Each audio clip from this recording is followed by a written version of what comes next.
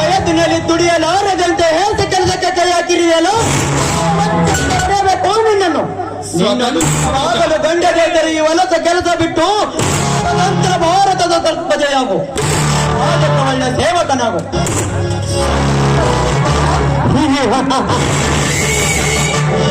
ಎಲ್ಲಿಗೆ ಸ್ವಾತಂತ್ರ್ಯ? ದುಷ್ಟ ರಾಜಕಾರಣಿಗಳು ಹೋಲುತ್ತಿರುವರು ಒಂದು ಕುತಂತ್ರ. ಬಡವರ ಹೆಣ್ಣು ಮಕ್ಕಳನ್ನು ಕಂಡರೆ ಶ್ರೀಮಂತರ ಹಣದ ಅಮಲಿನಲ್ಲಿ ಕಾಮದ ನೋಟದಿ ನೋಡುವುದು ಒಂದು ಸ್ವತಂತ್ರವೇ? ಅಥವಾ ಬಡವ ಎಷ್ಟೇ ವಿದ್ಯಾವಂತನಿದ್ದರೂ ವಿಚಾರಿಸದೆ ಲಂಚದ ಸಂಚಿನಲ್ಲಿ ಮೆಚ್ಚುತ್ತಿರುವ ಭ್ರಷ್ಟಾಧಿಕಾರಿಗಳಿಗೆ ಸ್ವತಂತ್ರವೇ? ಏಳುಗಳ ಭಾರತದ ಸತ್ಪ್ರಜೆಯೇ? ಪ್ರಶಾಂತ್, ರೋಷ ಪ್ರಶಾಂತ್, ಇದು ನಿನ್ನ ಮನೆ ಅಂತ ನನಗೆ ಗೊತ್ತಾಗ್ಲಿಲ್ಲ. ಏನು ತುಂಬಾ ದೊಡ್ಡ ಮನೆಯನ್ನೇ ಹಾಕ್ಸಿದ್ಯಾ? ಅದೇ ಇರಲಿ. ನೀನ್ ಹೇಗಿದೆಯೋ? ನಾನು ಚೆನ್ನಾಗಿದ್ದೇನೆ ಪ್ರಶಾಂತ್. ನಾನು ಆ ದೇವರ ದಯೆಯಿಂದ ಅನ್ಕೊಂಡು ಚೆನ್ನಾಗಿದ್ದೀನಿ ಕಣೋ. ರೋಷಗ್ನಿ, ನಾನೀಗ ಡಾಕ್ಟರ್ ಕಣೋ. ತುಂಬಾ ಸಂತೋಷವಾಯಿತು ಪ್ರಶಾಂತ್, ತುಂಬಾ ಸಂತೋಷ. ನೋಡಿದೆಯಾ ಪ್ರಶಾಂತ್, ಚಿಕ್ಕನಿಂದಲೇ ಇಬ್ಬರು ಕೂಡ ಹೋಗಿದ್ದವು. ಆದರೆ ನೀನು ಡಾಕ್ಟರ್ ಆದೆ, ನಾನು ಕಳ್ಳನಾದೆ. ದುರದೃಷ್ಟ.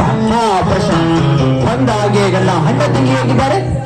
ಅವರಿಗೆ ಯಾವಾಗಲೂ ಬರೀ ನಿನ್ನದೇ ಚಿಂತೆ ಕಣೋ. ಈ ಕಳ್ಳ ವೇಷ ತೆಗೆದು ಮನೆಗೆ ಬಾರವು. ನಿನ್ನ ಅಣ್ಣ ತಂಗಿರ ಮನಸ್ಸಿಗೆ ನೆಮ್ಮದಿ. ಬೇಡ ಪ್ರಶಾಂತ್, ಬೇಡ. ಇದನ್ನು ಬಿಟ್ಟು ಮನೆಗೆ ಬಂದರೆ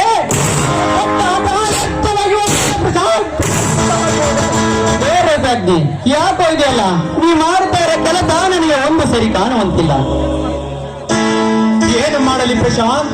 ಹೆಜ್ಜೆ ಇಟ್ಟರೆ ಸಾಕು ಲಂಚಾಲಂಚ ಎನ್ನುವ ಈ ಕಲಿಗಾಲದಲ್ಲಿ ಹೋಗಿದರೇನು, ಎಷ್ಟು ದುಡಿದರೆ ಅನ್ನ ಕಾಣದಂತಾಯ್ತಲ್ಲ ಪ್ರಶಾಂತ್. ಬಡವರ ಬಾಳು ಹಿಂದೆಲ್ಲ ನಾಳೆ ಆ ದೇವರ ಕಣ್ಣು ತೆರೀತಾರೆ. ಸತ್ಯಕ್ಕೆಲ್ಲ ದೇವಿದೆ ಸಜ್ಜಿ, ದೇವಿದೆ. ಎಲ್ಲಿದೆ ಪ್ರಶಾಂತ್ ಸತ್ಯ? ಸತ್ತರು ನನ್ನ ಆತ್ಮ ಸತ್ಯವನ್ನೇ ನುಡಿಯುತ್ತದೆ ಎಂದು ಜಗಕ್ಕೆ ಸಾರಿದ ಸತ್ಯ ಹರಿಶ್ಚಂದ್ರ ಸ್ಮಶಾನ ಕಾಯಲು ಹೋದನು, ತುತ್ತು ಅನ್ನ ಕಾಣದೆ ಆಮೆಯಲ್ಲಿ ಹೋಗಿದ್ದನು ಹಾಲಿನ ದೇವರು. ನನಗೆ ಸ್ವತಂತ್ರ ಸಿಕ್ಕು ಶತಮಾನಗಳ ಗತಿಸಿದರೆ ನಿರ್ಮೂಲನೆ ಆಗಲಿಲ್ಲ. ಸಕ್ಕಿನ ಸಿರಿತನದ ಶಾಶ್ವತವಾಗಿ ಬಡವರ ಮೇಲೆ ಯಾವ ಅತ್ಯಾಚಾರ ಹೆಚ್ಚಾಗಿರೋದಲ್ಲ. ಈಗ ಎಲ್ಲಿ ಹೋಗಿರೋನು ನನ್ನ ಕಣ್ಣು ತೆರೆಯದ ದೇವರು. ಈಗಿನ ಸತ್ಯದ ವೇದನೆ ಅರ್ಥವಾಗುತ್ತದೆ. ಎಷ್ಟು ದಲಿತರ ಫಲ ಸಿಗಲಿಲ್ಲ ಎಂಬ ಚಿಂತೆ ನಿನ್ನ ಮನದಲ್ಲಿ ಮೂಡಿದೆ. ಇದನ್ನೆಲ್ಲ ಬಿಟ್ಟು ಮನೆಗೆ ನಡಿ. ಆದಷ್ಟು ಮಟ್ಟಿಗೆ ಸಹಾಯ ಮಾಡಿದೆ. ಒಬ್ಬರಿಗೊಬ್ಬರ ಆತರಿಯಾಗಿ ಹೇಗ ಜೀವನವನ್ನು ಸಾಗಿಸೋಣ. ನಿನ್ನ ಚಿಂತೆಯಲ್ಲಿ ಮಗ್ನವಾಗಿರುವ ನಿನ್ನ ಅಣ್ಣ ತಂಗಿರ ಮನಸ್ಸಿಗೆ ನೆಮ್ಮದಿ ಸಿಗುತ್ತದೆ. ನೋಡು ಪ್ರಶಾಂತ್, ಈ ನನ್ನ ದರಿದ್ರವಾದ ಮುಖವನ್ನು ಇಟ್ಟುಕೊಂಡು ನಾನು ಹೇಗೆ ಮನೆಗೆ ಬರಲಿ? ಪ್ರಶಾಂತ್, ನನ್ನದೊಂದು ನಿನ್ನಲ್ಲಿ ಮನವಿ ಇದೆ. ಪ್ರಶಾಂತ್, ನಾನೊಬ್ಬ ಕಳ್ಳ ರೌಡಿ ಅಂತ ಮಾತ್ರ ನನ್ನ ಅಣ್ಣ ತಂಗಿಯರಿಗೆ ತಿಳಿಸಬೇಡ. ನಾನು ಮನೆಗೆ ಬರುತ್ತೇನೆ ಪ್ರಶಾಂತ್, ಆದರೆ ಹೀಗಲ್ಲ. ಆಗ ದೊಡ್ಡ ಬಡವರ ಕೆಲ ಸಾಧಿಸಿದ ಮೇಲೆ ಹೇಳುವೆ, ಲಂಚ ಕೇಳುವ ವಂಚಕರನ್ನು 10 ಬುದ್ಧಿ ಗಳಿಸಿ 10 ಲಂಚ ಪಡೆದ ಅಧಿಕಾರಿ ಎಂಬ ನೌಕರಿ ಹಿಡಿದು ಬಡವರ ಬಾಳಿಗೆ ನಾನು ಭಾಗ್ಯೋದಯವಾಗದಿದ್ದರೆ ನನ್ನ ಹೆಸರು ರಚ್ಚಿ ನನ್ನ ಬಡವರ ಶಾಕ್ತಿಗೆ ಅಲ್ಲ.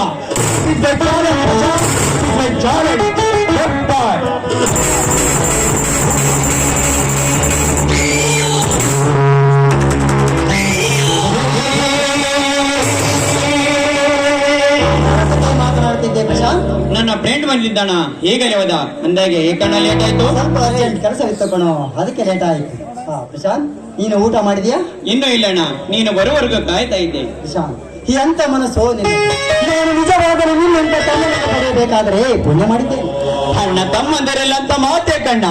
ಚಿಕ್ಕವರಿದ್ದಾಗಲೇ ತಂದೆ ತಾಯಿಯನ್ನು ಕಳೆದುಕೊಂಡವನಿಗೆ ಎಲ್ಲವೂ ನೀನೆ ಅಂದ ಮೇಲೆ ನಿನಗೋಸ್ಕರ ಕಾರ್ಯದಲ್ಲಿ ತಪ್ಪೇನಿದೆ ಅಣ್ಣ. ಅಣ್ಣ, ಈ ಮನೆಗೆ ಬೇಗನೆ ಹಟ್ಟಿಗೆ ಬಂದರೆ ಕಾಯೋದು ತಪ್ಪುತ್ತದೆ, ಅಡಿಗೆ ಮಾಡೋದು ತಪ್ಪುತ್ತದೆ.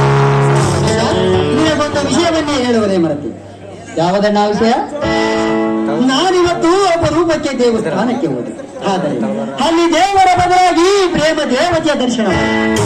ಅವರನ್ನು ನತ್ತಿಗೆ ತೀರ್ಮಾನ. ಯಾರಣ್ಣ ಪ್ರೇಮ ದೇವತೆ? ಆ ಬಡತನದ ಕೆಸರಿನಲ್ಲಿ ಹರಳಿ ನಿಂತ ಸತೀಶನ ತಂಗಿ ಪವಿತ್ರ. ನನ್ನ ಪ್ರಾಣ ಸ್ನೇಹಿತರು ಸಾಧ್ಯ ತಂಗಿ ಪವಿತ್ರ. ನನಗಂತೂ ತುಂಬಾ ಆನಂದವಾಗುತ್ತದೆ ಅಣ್ಣ. ನಾನೇ ಸ್ವತಃವಾಗಿ ಸತೀಶನಿಗೆ ಭೇಟಿ ನೀಡಿ ಈ ಸಂಬಂಧ ಮೊದಲು ಫಿಕ್ಸ್ ಮಾಡಿಕೊಂಡೇ ಬರುತ್ತೇನೆ ಅಣ್ಣ. ಇದು ರಾತ್ರಿ. ಈ ರಾತ್ರಿಯನ್ನಾದರೂ ಕಳೆದು ಚೆನ್ನಾಗಿ ನಿದ್ದೆಯನ್ನು ಮಾಡಿ ಬೆಳಗಾದ ಮೇಲೆ ನೀನೇ ಹೋಗುವಂತೆ. ಬಂದಿರುವ ಸಂತಸಕ್ಕೆ ಹೀಗಲೇ ಹೋಗಿ ಬಿಡಲೇನೋ ಅನ್ಸುತ್ತದೆ ಅಣ್ಣ. ಪ್ರಶಾಂತ್, ನೀನು ಒಂದು ಹುಡುಗಿಯನ್ನು ಲವ್ ಮಾಡ್ತಾ ಇದ್ದೀನಿ ಅಂತ ಹೇಳ್ತಾ ಇದೆಯಲ್ಲ, ಏನಾಯ್ತು ಆ ವಿಷಯ? ಅದೆಲ್ಲ ಈಗ ಯಾಕಣ್ಣ, ಹೋಗ್ಲಿ ಬಿಡು. ಪ್ರಶಾಂತ್, ನೀನು ಮದುವೆಗೆ ರೆಡಿ ಆದ್ರೆ ನಾನು ಒಪ್ಪುವುದು, ಇಲ್ಲಾಂದ್ರೆ ಇಬ್ಬರಿಗೂ ಮದುವೆ ಬೇಡ. ಮೊದಲು ನಿನ್ನ ಮದುವೆ, ನನ್ನ ಮದುವೆ, ಆಮೇಲೆ ನೋಡಿದ ರಾಜ್ಯ. ನನ್ನ ಮದುವೆಯಾಗಲು ಹತ್ತಿಗೆ ನಿನ್ನನ್ನು ಜೊತೆ ಹೊಂದಿಕೊಂಡು ಹೋಗುತ್ತಾಳೆ ಅನ್ನೋದಕ್ಕೆ ಏನೇ ಗ್ಯಾರಂಟಿ? ಪ್ರಶಾಂತ್, ನನ್ನ ಮದುವೆಯಾಗಿ ಬರುವಳು ನೀನು ನಿನ್ನ ತನಗೆ ಹೊಂದಿಕೊಂಡು ಹೋಗುತ್ತಾಳೆ ಅನ್ನುವುದಕ್ಕೆ ಏನು ಗ್ಯಾರಂಟಿ? ಆದರೆ ಇಬ್ಬರು ಮದುವೆ ಆಗಲಿ, ಇಲ್ಲಾಂದರೆ ಇಬ್ಬರಿಗೂ ಮದುವೆ ಬೇಡ. ಆಯ್ತಣ್ಣ, ನೀನ್ ಹೇಗೆ ಹೇಳಿದ್ದೇವ ಹಾಗೆ ಆಗಲಿ. ತಮ್ಮ ಕಲವ ನೀನು. ಎಷ್ಟೇ ಆದರೂ ಪೊಲೀಸರ ತಮ್ಮನ ಅಲ್ಲವೇ ಅಣ್ಣ? ಪಠ್ಯ ತುಂಬಾ ಹಸಿ ಇದ್ದರೆ ಹೋಗ ನಡೆಯೋಣ.